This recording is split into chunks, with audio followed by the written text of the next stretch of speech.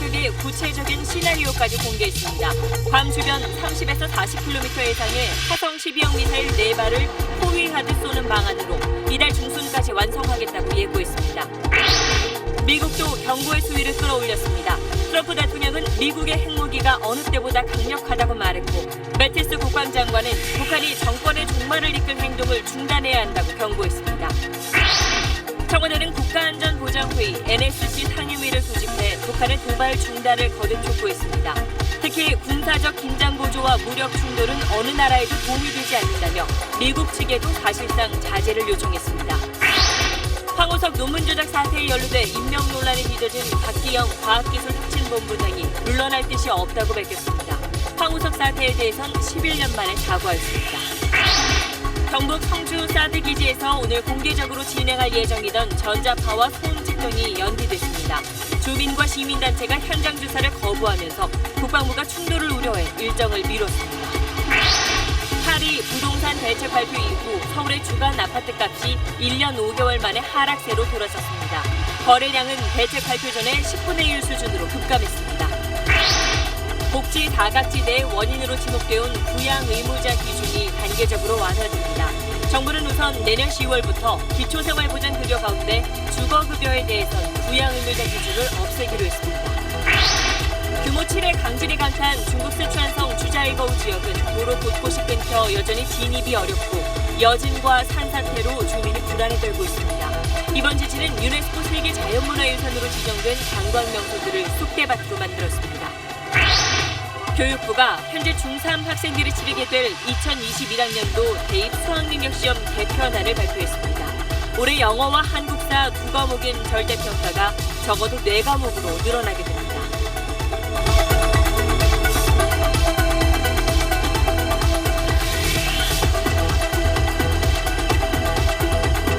에너지를 쓰던 자동차가 수소로 에너지를 만드는 시대로 현대자동차. 여러분 안녕하십니까? 괌을 포격하겠다면서 어제 미국을 위협했던 북한이 오늘은 보다 구체적인 실행 계획을 발표했습니다. 중거리 탄도미사일 4발을 쏴서 일본 상공을 통과해 괌에서 약 30-40km 떨어진 바다에 떨어뜨리겠다고 예고한 겁니다. 마치 괌을 포위하듯 미사일을 쏘겠다는 이 작전 계획을 북한은 이번 달 중순까지 완성할 거라고 말했습니다. 오늘 첫 소식 전병남 기자입니다. 북한의 미사일 부대를 총괄하는 전략군은 오늘은 사령관 명의로 이른바 괌 포위 사격의 구체적인 시나리오를 예고했습니다.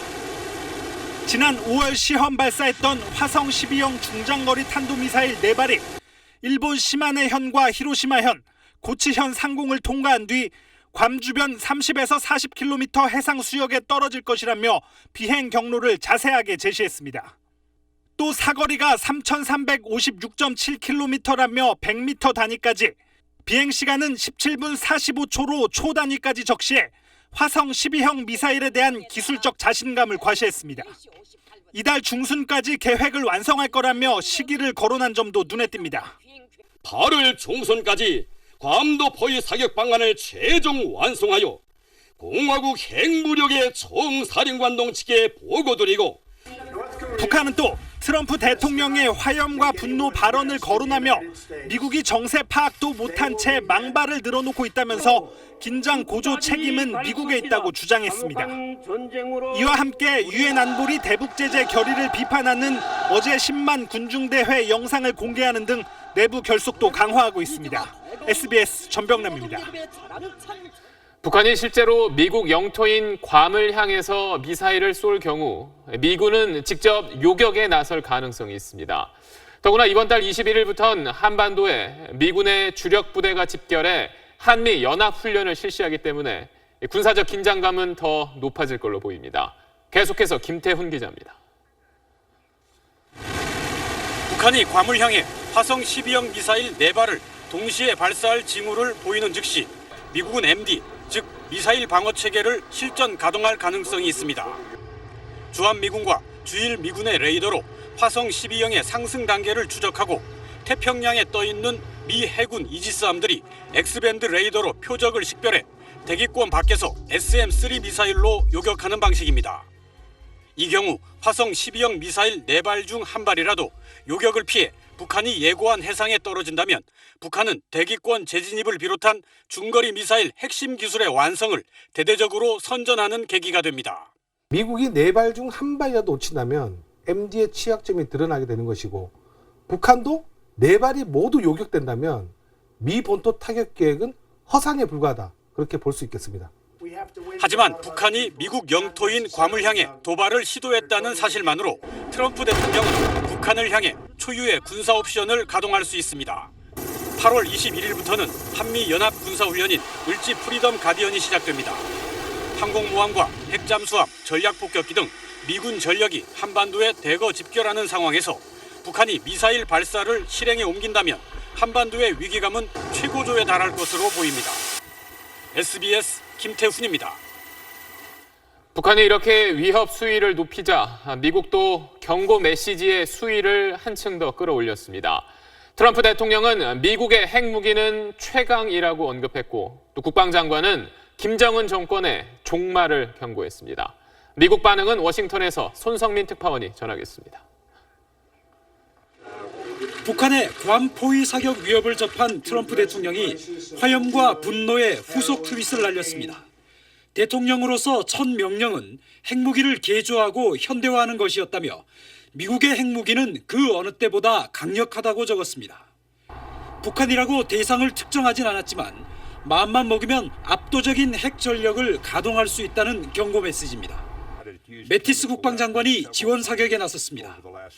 북한은 정권의 종말과 주민의 파멸을 이끌 어떤 행동도 중단해야 한다고 촉구했습니다. 북한이 극도로 거부 반응을 보이는 정권 종말이라는 단어를 국방 수뇌부가 공식 성명에서 언급한 건 이례적입니다. 지난 5월 말 이후 괌에서 11차례 날아온 전략폭격기 B-1B 랜서가 대북 선제 타격 연습을 하고 갔다는 보도도 나왔습니다. MBC 방송은 트럼프 대통령이 승인하면 죽음의 벽조라 불리는 B-1B를 동원해 20여 곳의 북한 미사일 기지를 선제 타격하는 내용의 작전 계획을 마련했다고 전했습니다. B-1B는 북한 영공을 벗어난 800km 거리에서도 정밀 타격이 가능하다는 점에서 한반도 전개시마다 북한이 강력 반발해왔습니다. 북한의 위협에 미국 역시 말이면 말, 행동이면 행동으로 갚아주겠다는 강대 강의 대치가 극한으로 치닫고 있습니다. 워싱턴에서 SBS 손성민입니다.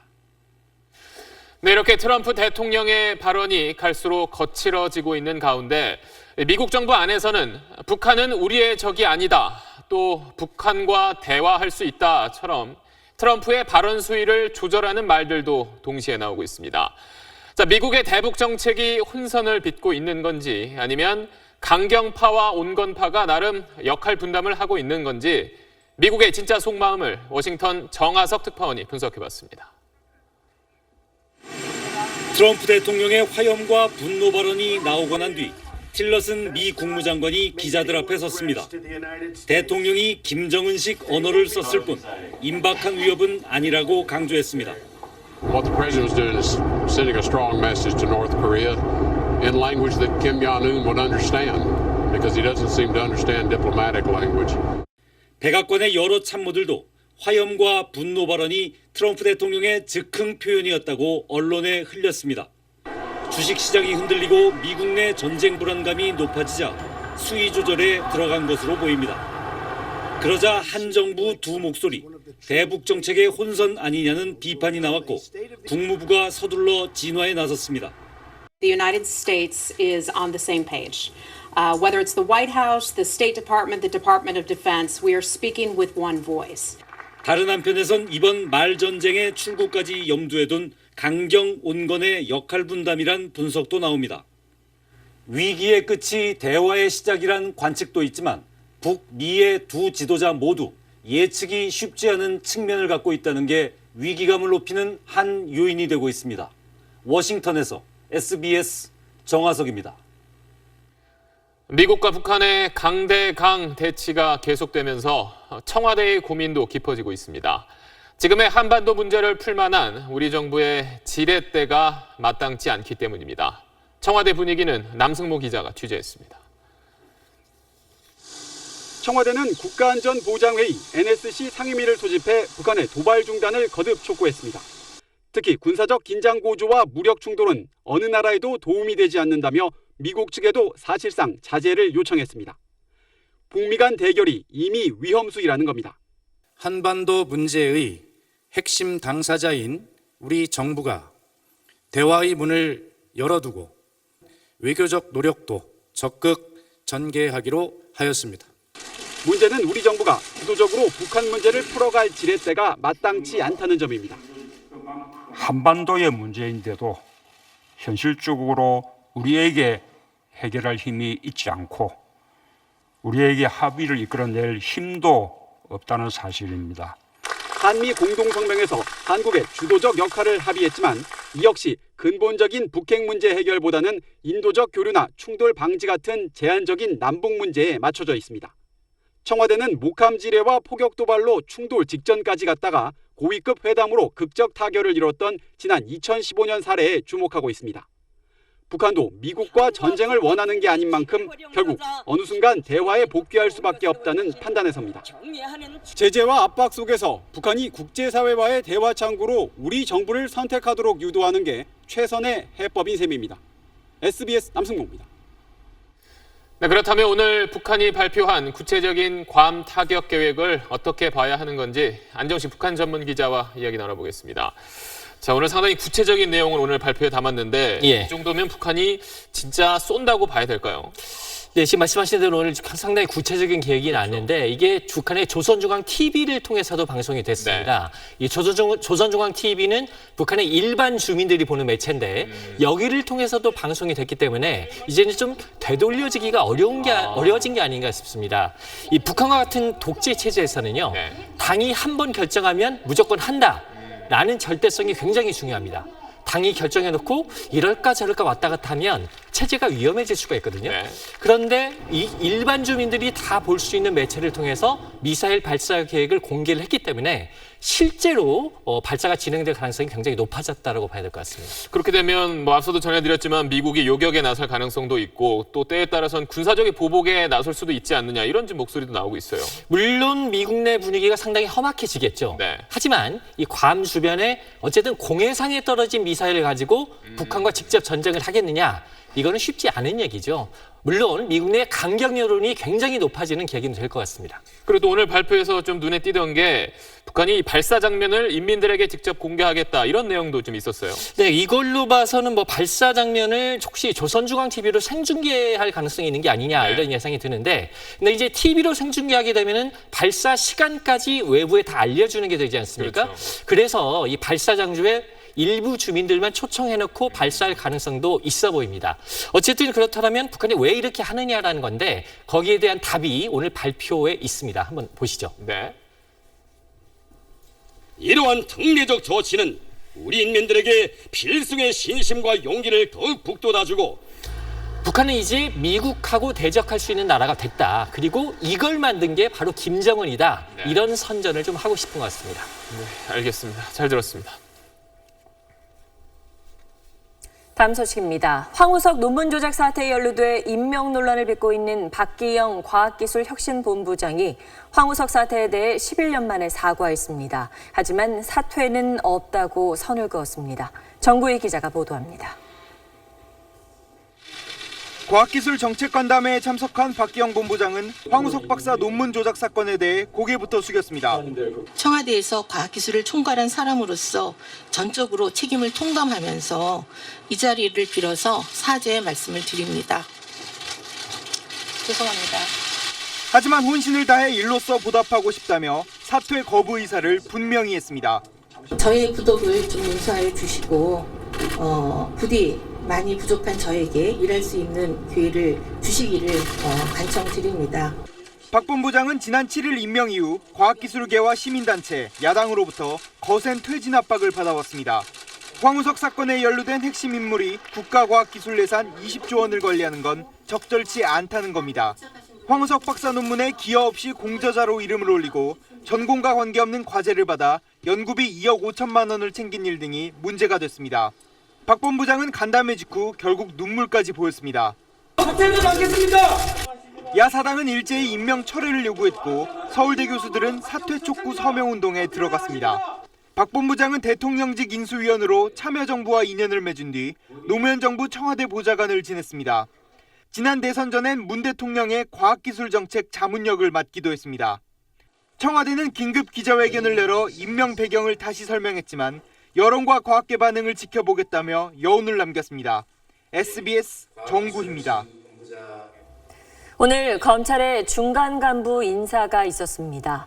그런데 신임 검찰총장이 대표적인 과오 수사로 꼽으며 사과했던 사건의 담당 검사들이 이른바 좋은 자리로 옮긴 것으로 드러났습니다. 사과의 진정성까지 의심받고 있습니다. 박현석 기자입니다.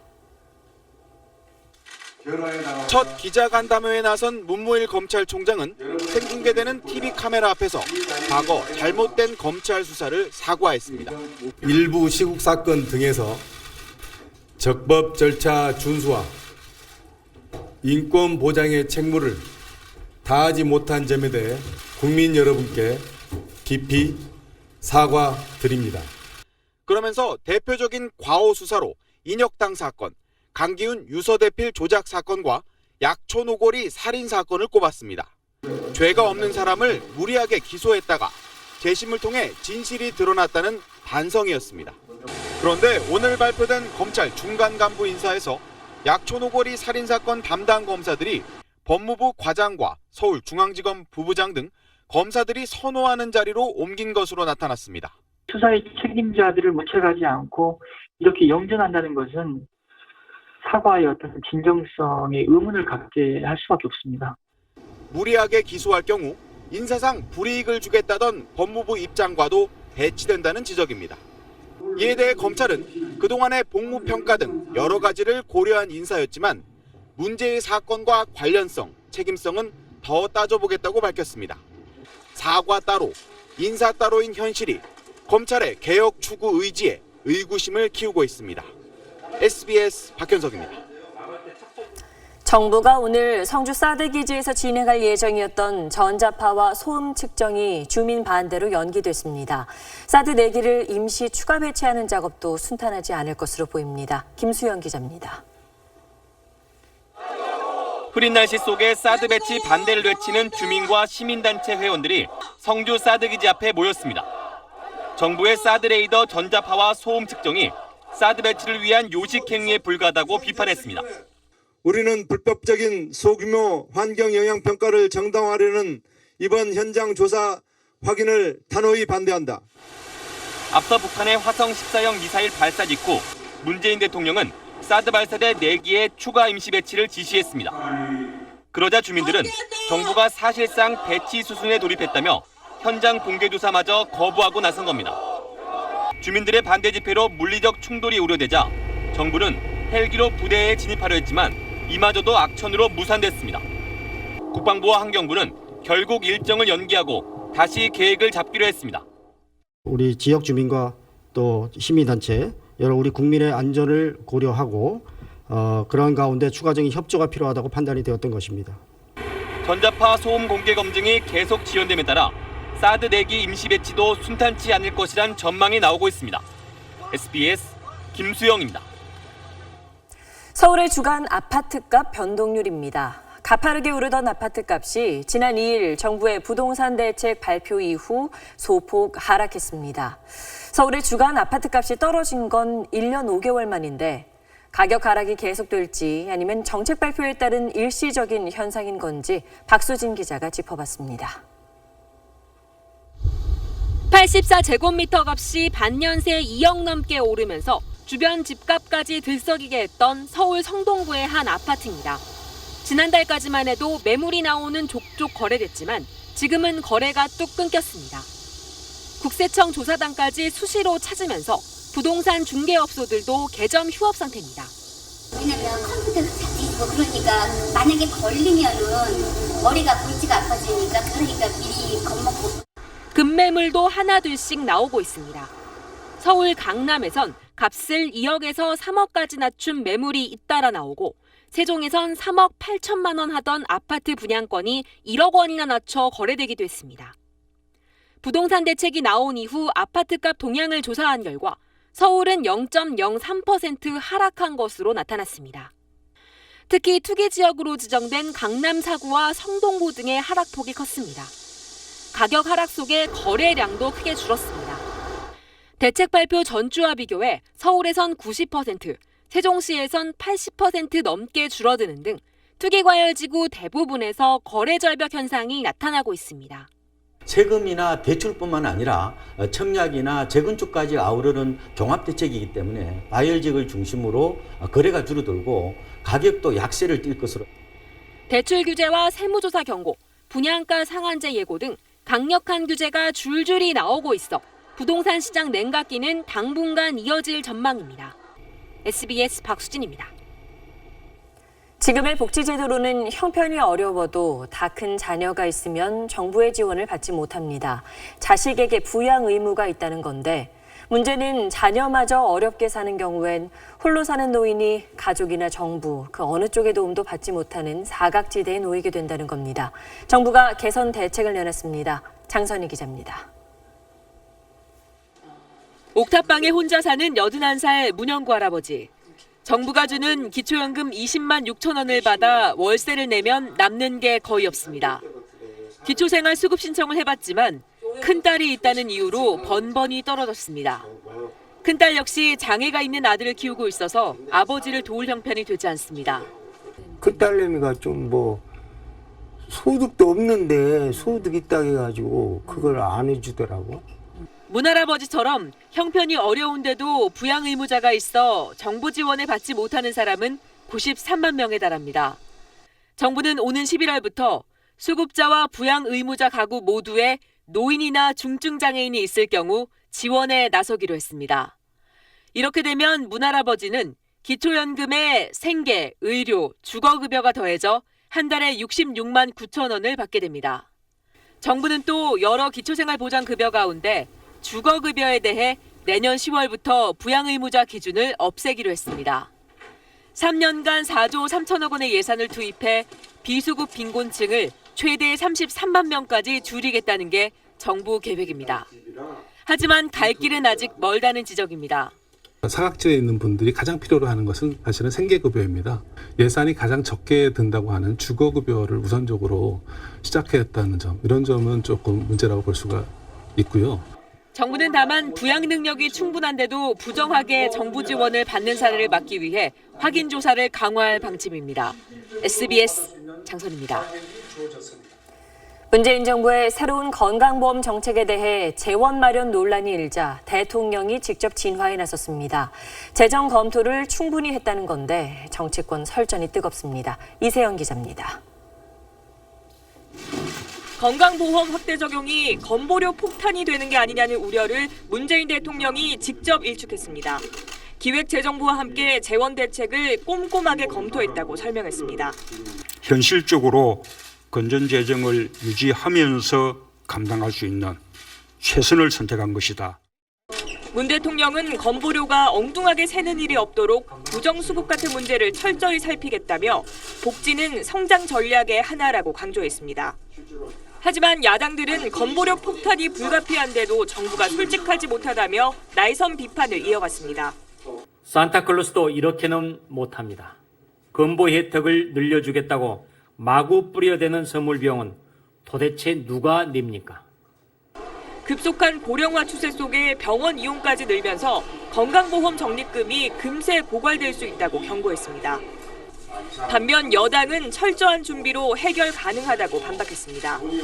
과도한 진료와 입원 등 비효율적인 의료비 지출을 방지하고 예방 중심의 의료 정책을 추진해 재정 누수를 줄여 나가겠습니다. 특히 간병인이 필요한 환자 200만 명을 예로 들며 보장 확대는 가정을 지키는 안심장치라고 옹호했습니다. 여야의 의견이 크게 엇갈리면서 정기국회에서 관련법 논의도 진통을 겪을 것으로 예상됩니다. SBS 이세영입니다.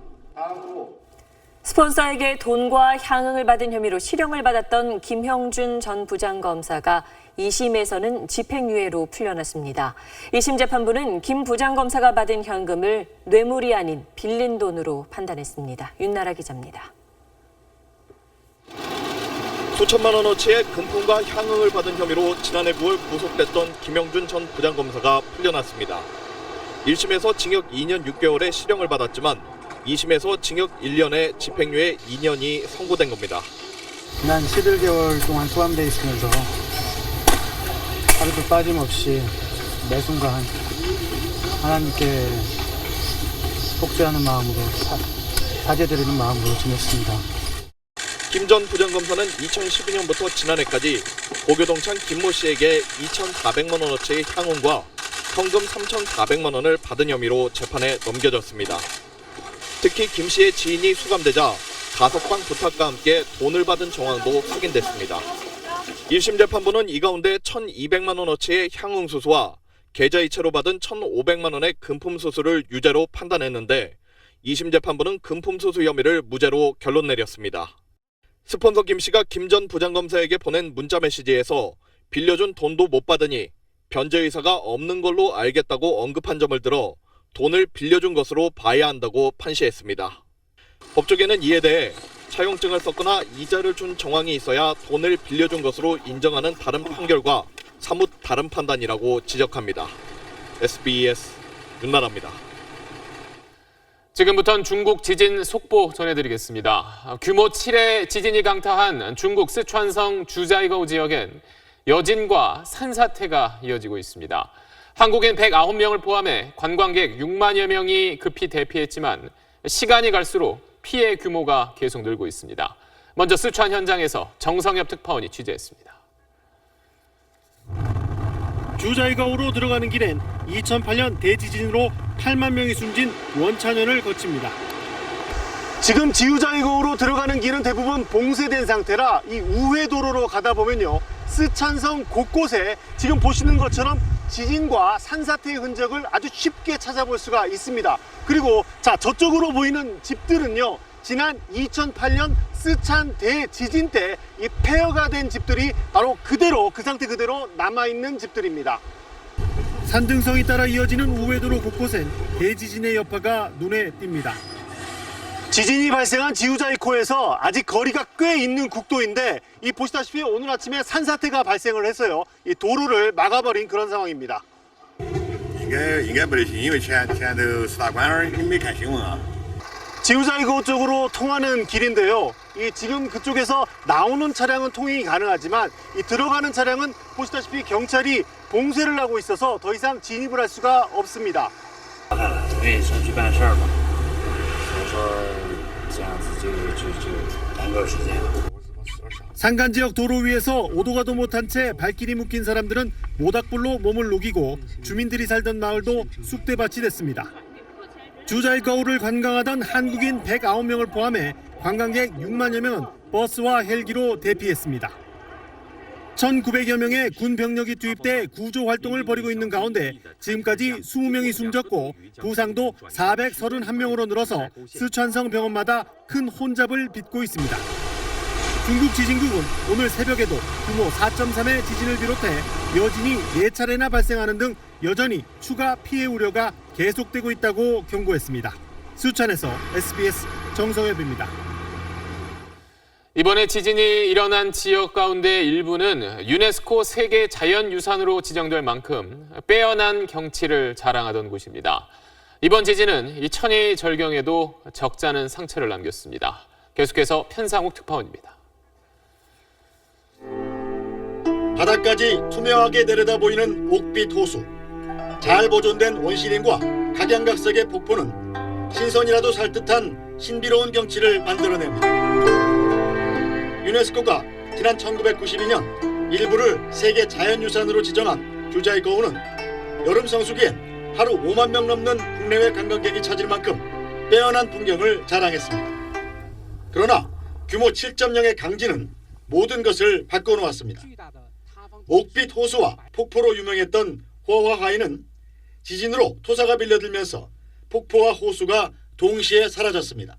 这就是现在的九寨沟火花海，现在已经是没得水了。 산을 휘감으며 굽이굽이 흘렀던 푸른 강물은 흙먼지 가득한 골짜기로 바뀌었습니다. 수풀과 바위가 어우러졌던 아름다운 산등성이도 마구 파헤쳐진 벌목장처럼 변했습니다.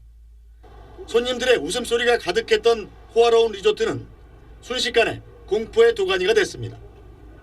아름다운 풍경을 감상하며 달리던 도로는 곳곳이 무너진 낙석투성이의 위험천만한 길이 됐습니다. 쭉쭉 뻗은 나무들로 가득했던 산도 군데군데 토사가 쓸려내려가 핥힌 듯한 상처를 입었습니다. 중국 당국은 복구에 안간힘을 쓰고 있지만 인공물이 아닌 주자이거우의 자연을 원래대로 회복하려면 적지 않은 시간이 필요해 보입니다. 베이징에서 SBS 편사옥입니다.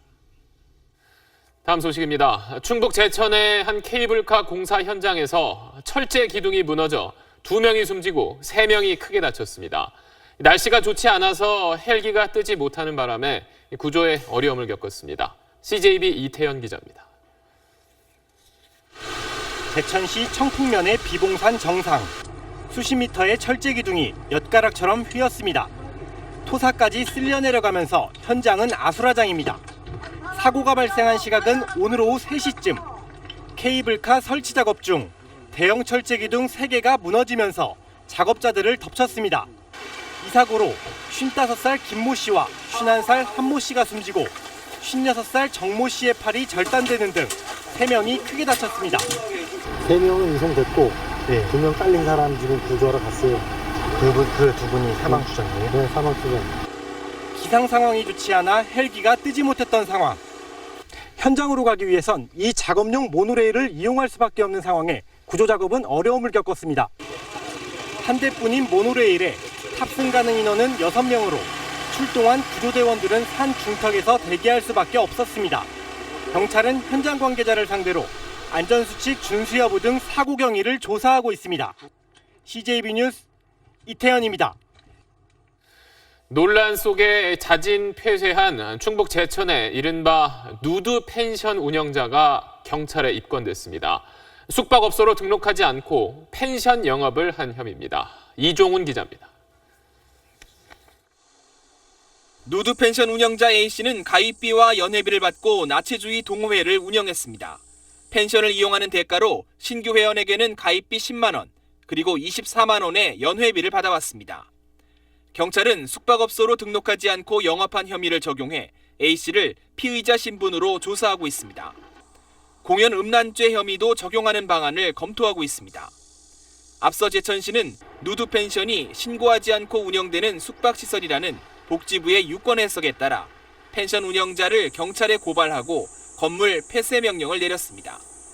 농지인 펜션 주변 일부 부지가 지자체의 허가 없이 임시 수영장과 자갈밭으로 꾸며졌다는 사실도 확인해 원상 복구 명령을 내리기도 했습니다.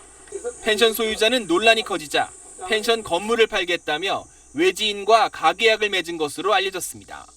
누드 펜션은 지난 2009년부터 산골 마을에서 본격 운영되다 주민 반발로 문을 닫은 뒤 최근 영업을 재개했습니다. 그동안 인근 주민들은 주말마다 이들이 동네를 어지럽힌다며 진입로를 막고 집회를 여는 등 강하게 반발해왔습니다. SBS 이종훈입니다. 대전 도심에 있는 한 건물 지하에서 권총 실탄과 수갑 같은 경찰 장비가 무더기로 발견됐습니다. 수사에 나선 경찰이 의경 출신의 유력한 용의자를 지목했는데 그 남성은 이미 지난해 숨진 상태였습니다. TJB 최은호 기자입니다. 어제 저녁 대전 둔산동의 한 빌딩에서 발견된 389경 권총 실탄입니다. 실탄 56발이 최루탄과 수갑 9개, 가스 분사기 등과 함께 검은 봉지에 담겨 있었습니다. 발견된 곳은 2년 전 폐업한 유흥 주점의 가스통 저장실인데 일반인의 출입이 금지된 장소였습니다. 건물 관리인이 수상한 검은 봉지를 발견해 경찰에 신고했습니다. 놀라죠. 아이고 뭐 이런 게 여기는 여가 있을 게 아닌데 어떻게 이런 게 와 있지? 너무 이상하다. 실탄 등이 발견된 장소에서는 지난 2004년에 작성된 운전면허시험 응시 원서도 함께 발견됐습니다. 경찰은 응시 원서 작성자 39살 김모 씨가 이 유흥업소에서 지난 2006년부터 5년 동안 근무했던 사실을 확인했습니다. 과거 의무 경찰로 복무했던 김 씨가 경찰이 사용하는 389경 권총의 실탄 등을 빼돌려 보관하고 있던 것으로 추정됩니다. 하지만 김 씨는 지난해 숨진 것으로 확인돼 유출 경로를 파악하는 데 어려움을 겪고 있습니다. 운전면허 응시표상 그 남성은 작년에 사망한 것으로 확인되어 실탄 등 그 유류품이 그 남성의 것으로 확인하기에는 아직 무리가 있습니다. 경찰은 실탄 상자에 적힌 제조 번호와 가스 분사기의 일련 번호를 바탕으로 출처를 파악하고 있습니다. TJB 최은호입니다. 방금 보신 권총뿐 아니라 수렴용 엽총에 쓰이는 실탄 관리도 문제입니다. 엽총의 실탄은 그동안 개인들이 보관하도록 했다가 총기 범죄가 잇따르자 재작년 말부터 경찰서에 맡기도록 관련 법이 바뀌었습니다. 그런데 정작 경찰서에 가져가도 보관할 장소가 없다면서 되돌려주고 있습니다. 법 따로 현실 따로입니다. 김관진 기자입니다. 경력 30년의 엽사 김종배 씨는 수렴용 엽총 실탄 200발을 집에 보관하고 있습니다. 입구에 신발장에 보관하고 있습니다. 신발장 옆에 코너에. 김 씨와 같은 엽사들은 많게는 수백 발의 실탄을 개인적으로 보관하고 있습니다. 하지만 수렵 허가를 받은 기간 외에는 모든 실탄을 반드시 경찰서에 맡겨야 합니다. 재작년 말 총기는 물론 실탄도 경찰서에 보관하도록 관련법이 개정됐기 때문입니다. 하지만 엽사들은 이 법을 어길 수밖에 없다고 하소연합니다. 총기를 갖고 있지도 않은 상황에서 실탄을 영치하라는 얘기는 들어본 적도 없고. 엽사 300명에서 400명을 관리하는 이 경찰서는 실탄 수만 발을 보관해야 하는데 그럴 만한 장소가 없습니다. 저장소 없이 경찰서에 보관할 수 있는 실탄 수는 5,000발. 5,000발이 넘으면 주택가에서 일정 거리 떨어진 곳에 벽과 지붕의 두께를 규정에 따라 지은 저장소가 있어야 하는데 아예 없는 겁니다. 사정이 이렇다 보니 경찰서에 가져온 실탄을 돌려보내는 경우가 부지기수입니다. 실탄을 반납하지 않으면 엽사들이 처벌을 받고 엽사들이 실탄을 반납하게 되면 경찰이 처벌받을 수밖에 없는 모순이 생깁니다. 그럴듯한 법만 만들어 놓고 실탄 저장소를 설치한 경찰서는 전국에 단 한 곳도 없습니다. SBS 김관진입니다. 좁은 길에서 천천히 가는 차들만 골라 일부러 팔을 부딪히는 수법으로 수천만 원의 보험금을 타낸 20대들이 경찰에 붙잡혔습니다. 이들은 사전에 망가진 휴대전화를 들고 다니면서 사고 때문에 부서졌다며 휴대전화 수리비까지 챙겼습니다. 보도에 손형한 기자입니다. 남자 2명이 좁은 골목길을 서성입니다. 차량 한 대가 이들 곁을 느린 속도로 지나가자 한 남자가 차 쪽으로 바짝 붙습니다. 그러더니 사이드미러에 자신의 팔을 부딪힙니다. 일부러 사고를 낸 겁니다. 남자는 고통을 호소했고 운전자로부터 보험금을 타냈습니다. 서울 중구의 한 도로에서도 비슷한 방법으로 보험금을 받아냈습니다. 21살 전모 씨 등 4명은 지난 4월부터 2달 동안 이렇게 지나가는 차에 일부러 팔을 갖다 대는 수법으로 고의 사고를 냈다고 경찰은 밝혔습니다. 이렇게 좁은 길을 서행하는 차들이 이들 범죄의 표적이 됐습니다. 사고가 나면 운전자들이 당황하고 이 때문에 쉽게 보험 처리를 해준다는 점을 노렸습니다. 경미한 사고는 보험회사가 현장 조사를 하지 않는 점도 악용했습니다. 경찰 조사 결과 확인된 것만 20차례에 걸쳐 모두 1,400만 원 상당의 보험금을 타낸 것으로 드러났습니다. 망가진 휴대전화를 들고 있다가 피해 운전자들에겐 사고로 파손됐다며 300만 원 상당의 수리비도 뜯은 것으로 조사됐습니다. 장소를 미리 탐색을 하게 되는데요. 성공에 이를 때까지 계속 실행에 옮기는 그런 특기점을 가지고 있습니다. 경찰은 사기 혐의로 전 씨 등 일당 4명을 불구속 입건했습니다. SBS 손형환입니다. 해외 자원을 개발하겠다며 1,300억 원대의 투자금을 유치한 뒤에 돈을 빼돌린 일당이 적발됐습니다. 이들이 빼돌린 돈으로 호화 생활을 누리는 동안 투자했던 기업 가운데 일부는 도산하기도 했습니다. 송욱 기자입니다. 관세청이 한 기업의 사무실을 압수수색했습니다. 6천만 원짜리 악어 가방과 1억 5천만 원짜리 시계 등 고가품들이 대거 발견됐습니다. 해외 자원개발 사업자 이모 씨와 유모 씨가 사모은 건데 이들은 이외에도 값비싼 외제차를 이용하는 등 초호화 생활을 한 것으로 드러났습니다. 사치품 구입에는 투자자들로부터 끌어모은 자금을 사용했습니다. 이들은 인도네시아산 유연탄 수입과 광산 개발에 투자한다며 기업과 개인으로부터 1,351억 원을 투자받았는데 이 자금을 해외 법인으로 보낸 뒤 135억 원을 빼돌려 국내로 밀반입했습니다.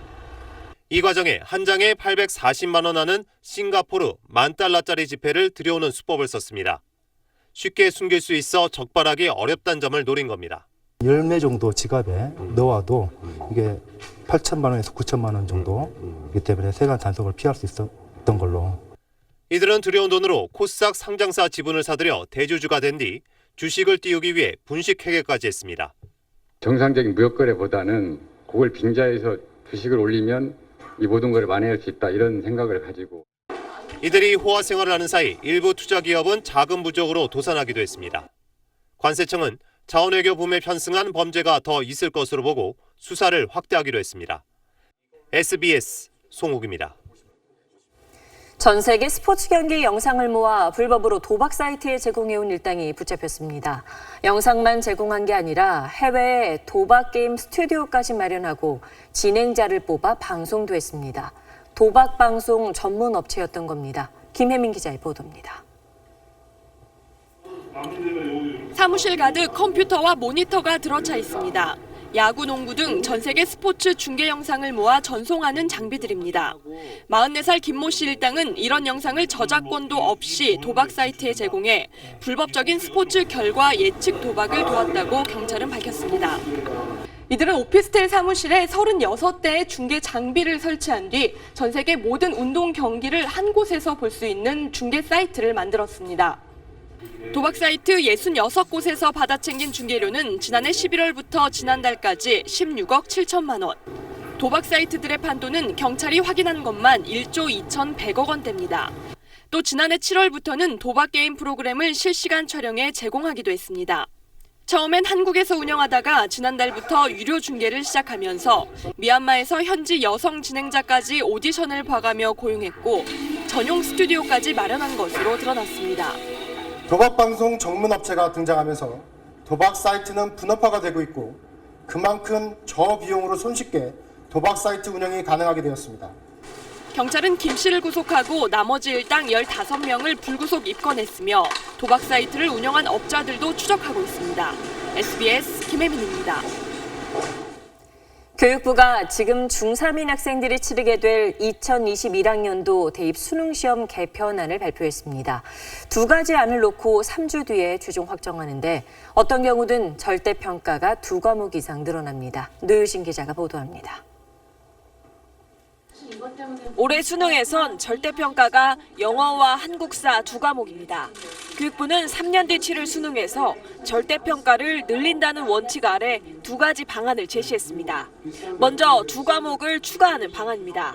내년 고1 학생부터 도입되는 통합사회 통합과학과 제2외국어 한문을 절대평가합니다. 국어와 수학, 탐구 선택 한 과목은 지금처럼 상대평가로 치릅니다. 이럴 경우 수능 체제의 변화가 적어 혼선이 적다는 장점은 있지만 학생 간 변별력을 좌우하는 국어와 수학의 사교육이 집중될 우려가 있습니다. 학생의 학습 부담이 상대적으로 과중하고 상대평가 과목 위주로 학습한다는 부작용이 있다는 두 번째 안은 전 과목 절대평가입니다. 말 그대로 모든 과목을 90점이 넘으면 1등급, 80점이 넘으면 2등급을 주는 방식입니다. 학생들의 학습 부담을 줄인다는 절대평가의 취지는 살릴 수 있지만 변별력이 줄어들어 학생부 같은 또 다른 전형 요소가 강화될 소지가 있습니다. 사회탐구와 과학탐구 영역에서 2과목을 선택하던 것을 1개로 줄이면서 선택한 과목의 시험 난이도에 따라 희비가 엇갈릴 수도 있습니다. 지금까지는 탐구가 2과목이라서 다른 한 과목이 그런 효과를 상쇄할 수 있었는데 한 과목이기 때문에 한 과목 선택에 대한 복불복에 대한 영향이 커질 것으로 보입니다. 교육부는 학생과 학부모가 참여하는 공청회를 4차례 거친 뒤 이달 말 최종안을 확정할 예정입니다. SBS 노유진입니다.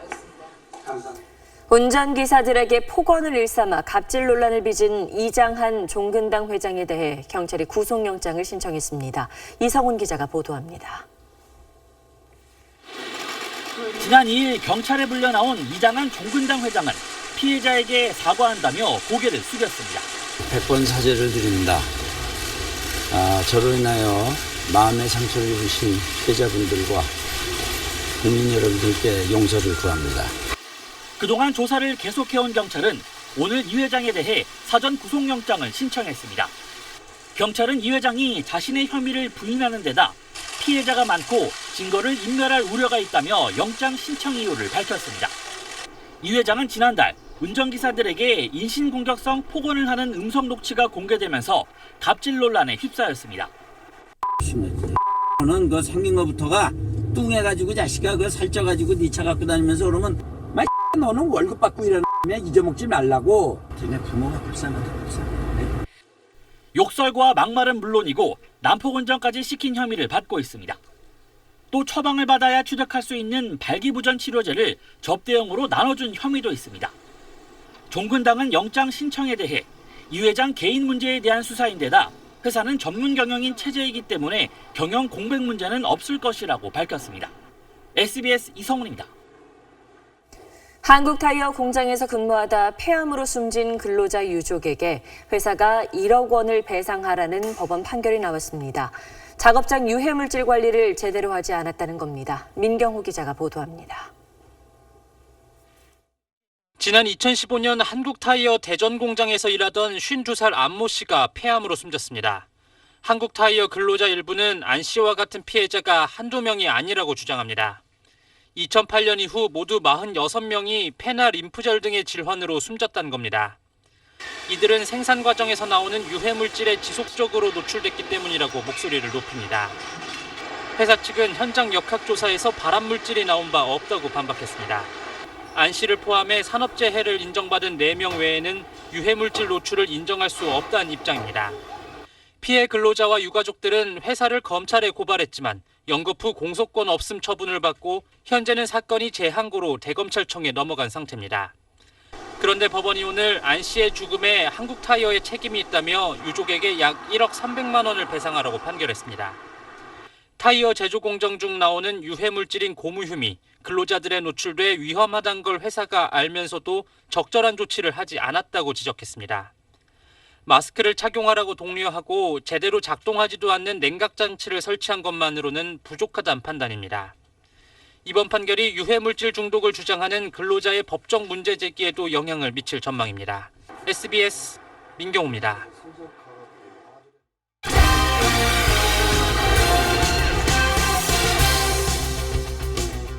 스포츠 뉴스입니다. 한국 프로야구의 상징인 삼성의 이승엽 선수가 올 시즌을 끝으로 그라운드를 떠납니다. 국민타자의 은퇴를 기념하기 위한 이른바 은퇴 투어가 내일 대전에서 시작됩니다. 소한욱 기자입니다. 대전구장에 들어선 백전 노장은 이제야 은퇴가 실감난다는 듯 그라운드를 말없이 바라봤습니다. 만남 있으면 헤어짐이 있다 이런 좀 격려의 말씀도 해주시는데 이제는 정말 시간이 다 온 것 같습니다. 자신에게 유독 강했던 한화 구대성 투수에게서 뽑은 홈런을 떠올리며 대전구장의 추억을 털어놨습니다. 펜스 맨 윗부분 맞고 넘어간 걸로 기억이 되는데 그런 정말 대투수를 상대로 또 한국 프로야구를 대표하는 자완 투수였기 때문에 1995년 프로에 데뷔한 이승엽은 통산 최다 홈런, 최다 득점 등 각종 대기록을 달성하며 한국 프로야구사에 굵직한 발자취를 남겼습니다. 홈팀 삼성을 제외한 9개 구단은 국민 타자의 떠나는 길을 예우하기 위해 마지막 방문날 은퇴 선물을 주기로 했습니다. 은퇴 투어는 최근 미국 메이저리그에서 새로운 문화로 자리 잡고 있는데 한국 프로야구에선 이승엽이 첫살입니다. 내일 경기 직전 열리는 은퇴 행사에서는 이승엽과 국가대표 생활을 함께했던 하나 출신 선수들이 선물을 증정할 계획입니다. SBS 소환욱입니다. 골프 여자의 박인비 선수가 석 달 만에 국내 필드에 나섭니다. 유독 국내 무대에서 우승이 없는 징크스를 이번엔 꼭 깨보고 싶다고 밝혔습니다. 김영성 기자가 취재했습니다. 지난 8일 귀국한 박인비는 시차 적응엔 문제가 없다며 밝은 표정으로 연습 라운드를 했습니다. 가볍게 6개 홀만 돌면서 샷과 코스 상태를 점검했습니다. LPGA 투어 18승과 골든 커리어 그랜드슬램에 빛나는 박인비는 국내 대회에서는 지금까지 17번 출전해 준우승만 6번 했을 뿐 아직 우승이 없습니다. 지난 5월 두산 매치플레이 결승에서는 김자영에게 져 아쉽게 첫 우승 기회를 놓쳤습니다. 박인비는 국내 대회 우승이 꼭 풀어야 할 숙제라고 말했습니다. 이번 대회에서 그 준우승에 좀 한을 풀 수 있었으면 좋겠는데요. 열심히 응원해 주시고요. 네, 또 KLPGA도 많이 사랑해 주세요. 골프 여제 박인비에 맞서는 국내 선수들의 기세도 만만치 않습니다. 상반기에 3승을 올린 대세 김지현과 2승에 대상 포인트 1위를 달리는 이정은이 박인비와 1, 2라운드 맞대결을 펼칩니다. 영광스럽게 박인비 프로님이랑 치게 됐는데 그래서 좀 더 설레기도 하고 많이 배운다는 생각으로 지금 1라운드를 임할 생각이에요. 2주간 휴식을 마친 KLPGA 투어는 이번 주 제주 삼다수 마스터스를 시작으로 하반기 레이스를 시작합니다. SBS 김영성입니다. 오늘 곳곳으로 국지성 호우가 쏟아졌습니다. 지금 중부지방을 중심으로 강한 비가 내리고 있는데요. 수도권과 일부 강원도에는 호우주의보까지 내려졌습니다. 내일 오후까지는 전국적으로 비가 내리겠습니다. 강원과 충북 북부는 최고 80mm 안팎의 비가 내리겠고 오늘 밤 사이에도 중부지방에서는 시간당 20mm 안팎의 강한 비가 집중되는 곳도 있겠습니다. 오후에 비가 그치면 조금 더워지겠습니다. 내일 서울의 한낮 기온은 31도, 대구 32도로 오늘보다 4, 5도 정도 높겠습니다. 오늘 밤에는 열대야 없이 보내실 수 있겠는데요. 하지만 낮에는 기온이 크게 올라서 서울은 31도, 대전은 32도까지 오르겠습니다. 비는 오후에 그치겠지만 호남 내륙 지방은 소나기 가능성이 있습니다. 다가오는 주말에는 맑고 무더운 날씨가 이어지겠고 다음 주 월요일부터는 한 차례 비 예보가 있습니다. 날씨였습니다. 북한을 머리에 이고 살아가고 있는 우리는 반복되는 도발과 위협에 때로는 무덤덤한 반응을 보이기도 합니다. 물론 매번 동요해서도 안 되겠지만 안보에 대한 무감각함은 우리의 생존을 위협할 수도 있다는 걸 잊지 말아야겠습니다. 뉴스 마치겠습니다. 고맙습니다.